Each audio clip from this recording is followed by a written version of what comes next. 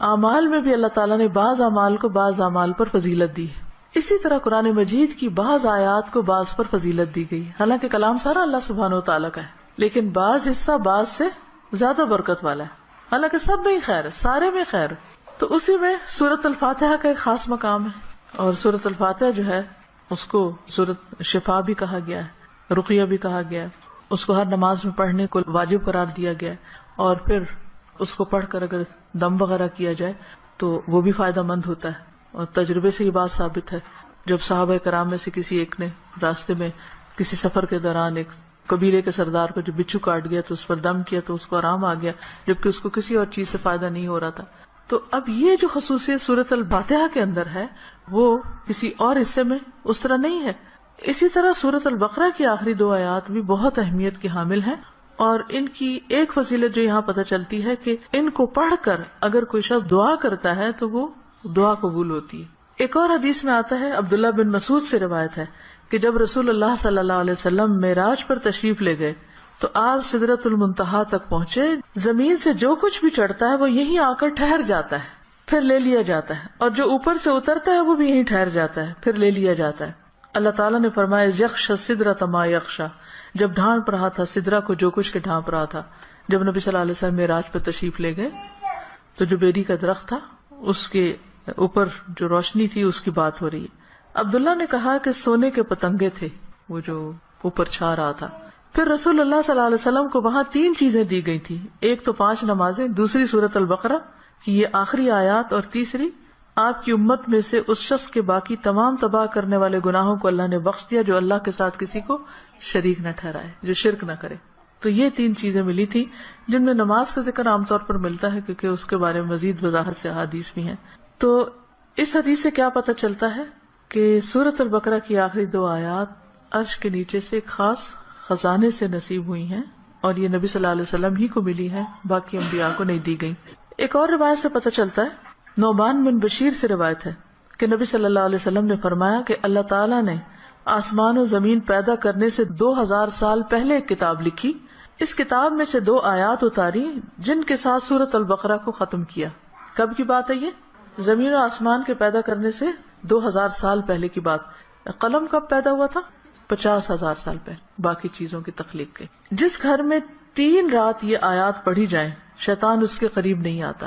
رسول اللہ صلی اللہ علیہ وسلم نے فرمایا مجھے سورۃ البقرہ کی آخری آیات عرش کے نیچے ایک خزانے سے دی گئی، مجھ سے پہلے یہ آیات کسی نبی کو نہیں دی گئی. یعنی یہ آپ کی خاص خصوصیت ہے کہ آپ کو یہ نصیب ہوئی. اور پھر ایک اور جگہ یہ بات بھی پتہ چلتی ہے ان آیات کے بارے میں کہ جو شخص رات کے وقت ان آیات کو پڑھ لیتا ہے تو وہ اسے ہر چیز سے کافی ہو جاتی. تو آپ اس کو اپنی عادت بنا سکتے ہیں، رات کو سونے سے پہلے پڑھ لیں یا کسی نماز میں پڑھ لیں، مغرب یا عشاء کی نماز میں پڑھ لیں یا ویسے ہی بیٹھ کے پڑھ لیں، کیونکہ ان کی فضیلت بہت زیادہ ہے. تو ان آیات کا ترجمہ جو ہے وہ آپ دیکھ سکتے ہیں قرآن پاک ترجمے والے سے. لیکن یہ ہے کہ جو خاص بات ان آیات میں کی گئی ہے، پہلے تو اس میں ایمان پر بات ہے کہ رسول خود بھی ایمان لائے ہیں اور سارے مومن بھی. کن کن چیزوں پر؟ اللہ پر، ملائکہ پر، کتب پر، رسل پر. دوسری اہم بات لا نفرق بین احد من رسلہ، کہ ہم رسولوں کے درمیان فرق نہیں کرتے. فضیلت جو اللہ نے ان کو دی وہ اللہ ہی نے دی، لیکن ہمارا کیا فرض بنتا ہے کہ سب پر ایمان لائیں. اور پھر صحابہ کرام نے کیا کہا، وقالوا سمعنا واطعنا، کہ ہم نے سنا اور ہم نے اطاعت کی، ہم ایمان لے آئے اور جو کچھ ہمیں کہا جائے گا ہم اس کو مانتے ہیں.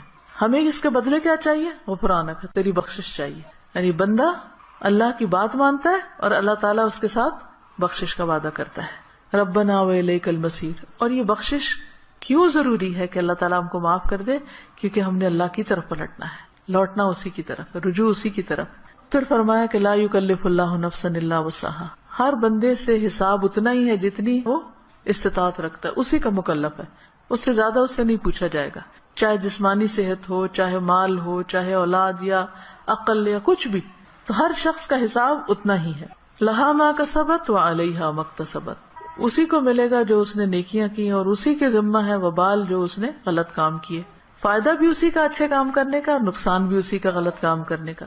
تو پھر ہم دعا کیا کرتے ہیں، ربنا لا تؤاخذنا ان نسینا او اخطانا، اللہ اگر ہم بھول جائیں یا ہم سے خطا ہو جائے تو تو ہمیں پکڑنا نہیں، مؤاخذہ نہیں کرنا. ربنا ولا تحمل علینا اصرا کما حملته علی الذین من قبلنا، اللہ ہم پر وہ بوجھ نہ ڈالنا جو ہم سے پہلے لوگوں پہ ڈالا، یعنی ان کی شریعتیں جو تھی وہ مشکل تھی، ہماری شریعت بہت آسان ہے. مثلا نبی صلی اللہ علیہ وسلم جب حج پہ تشریف لے گئے تو آپ نے کچھ ریچولز کی ایک ترتیب بتائی، لیکن چونکہ کراؤڈ بڑا تھا تو اس ترتیب میں کچھ لوگوں نے فرق کر دیا. کیا تھا کہ جیسے آپ پہلے رمی جمار کریں، پھر اس کے بعد سر مڈائیں، پھر اس کے بعد احرام کھول دیں، لیکن کچھ لوگوں نے اس ترتیب کو آگے پیچھے کر دیا. تو اس پر آپ نے فرمایا لا حرج، لا حرج، کوئی حرج نہیں، کوئی نقصان نہیں. تو یہ ہمارے دین کی ایک سہولت ہے، آسانی ہے. تو یہاں دعا یہ مانگی جا رہی ہے کہ یا اللہ جس طرح پچھلے لوگوں کے اوپر پابندیاں لگ گئی تھی یا ان کو کچھ مشکلات ہوئی تھی تو ہمیں اس سے محفوظ رکھنا. ربنا ولا تحملنا ما لا طاقت لنا بہ، اللہ ہمارے اوپر ایسا بوجھ نہ ڈالنا جس کی ہمیں طاقت نہیں. ہم دیکھیے کہ اگر ہم امن سے ہیں، سلامت ہیں، ہم سانس لے رہے ہیں، کھا پی رہے ہیں، جس کا مطلب اللہ کی رحمت ہے ہم پر. کوئی بھی چیز آپ دیکھیں کہ کسی وقت بھی آؤٹ آف کنٹرول ہو سکتی، سورج کسی وقت آؤٹ آف کنٹرول، ستارے آپس میں ٹکرا سکتے ہیں، زمین کے اندر سے لاوا ابل سکتا ہے، زلزلہ آ سکتا ہے، انسان کسی کام کرنے کی سکت نہ رکھے، بیٹھے بٹھائے اس کو کچھ ہو سکتا ہے، اس کے بولنے کی قوت، اس کے دیکھنے کی، اس کے سننے کی کچھ بھی چھن سکتی ہے. تو اللہ تعالیٰ سے ہم دعا کرتے کہ یا اللہ ہم پر وہ بوجھ نہ ڈال جس کے اٹھانے کی ہمیں سکت نہیں، یعنی ایسی کسی آزمائش میں نہ ڈالنا کہ جس سے ایمان جانے کا خطرہ ہو.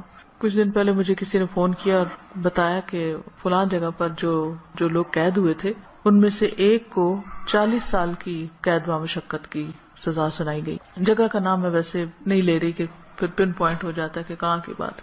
تو میری بیٹی نے کہا کہ میرے ذہن سے یہ بات اتر ہی نہیں رہی، کیونکہ جو اس آدمی کی بیوی تھی اس نے فوراً ہی کھلا لے لی کہ میں تو اتنا ویٹ نہیں کر سکتی، اور حالانکہ اس کی بچی بھی تھی چھوٹی. اور 40 سال تک کون جیتا ہے ماں باپ میں سے، بہن بھائیوں میں سے، کہ جو اس کو پیچھے ملنے کے لیے جائیں، اور سزا بھی کوٹڑی کی سزا ہے کیونکہ تکلیف دہ قسم کی سزا ہے. تو وہ کہتے ہیں اس شخص کی بیوی نے خود آ کے بتایا کہ میں یعنی کہ کس طرح یہ سب کچھ ہوا اور کیسے وہ پکڑا گیا اور کیسے سزا ہوئی، کس طرح میں نے خلا لے لی اور اب میں خود ارن کر رہی ہوں، اپنا زندگی چلا رہی ہوں. کہتی کہ مجھے جو چیز بہت زیادہ ڈسٹرب کر رہی ہے وہ یہ کہ دنیا میں بھی بعض اوقات لوگوں پر ایسی بڑی بڑی تکلیفیں آ جاتی ہیں کہ جس میں سارے ہی ساتھ چھوڑ جاتے ہیں، تو قبر میں کیا ہوگا، جہنم میں کیا ہوگا، کوئی حال نہیں پوچھنے آئے گا. اس لیے بہت ضروری ہے کہ ہم ایک تو دنیا میں بھی ایسی آزمائشوں سے پناہ مانگیں، کیونکہ آپ دیکھیں کہ آپ کو 40 سال ایک کمرے کے اندر رہنا پڑے یا ایک 4 دیواری کے اندر رہنا پڑے تو انسان کی حالت کیا ہو جائے. ہم اچھے بھلے کھاتے پیتے چلتے پھرتے، ہم کہتے ہیں جی اب ہمارے فزیکل چینجز آ رہے ہیں، اب ہم جوان ہو رہے ہیں، اب ہم بوڑھے ہو رہے ہیں، اب ایسا ہو رہا ہے، ابھی ویسا ہو رہا ہے. تو ایک شخص جس کی جوانی بڑھاپا سب کچھ ایک جیل کے اندر گزرے، اس کی کیفیت کیا ہو سکتی ہے جس کی کہ مجھے 40 سال یہاں رہنا ہے، 40 سال یہاں. اس کے لیے تو زندگی ایک طرح سے ختم ہے. تو میں نے اس کو سمجھایا کہ دیکھو 40 کے بعد نکلے گا تو صحیح نا، اگر زندہ رہا، اول تو پتہ نہیں کب تک زندہ.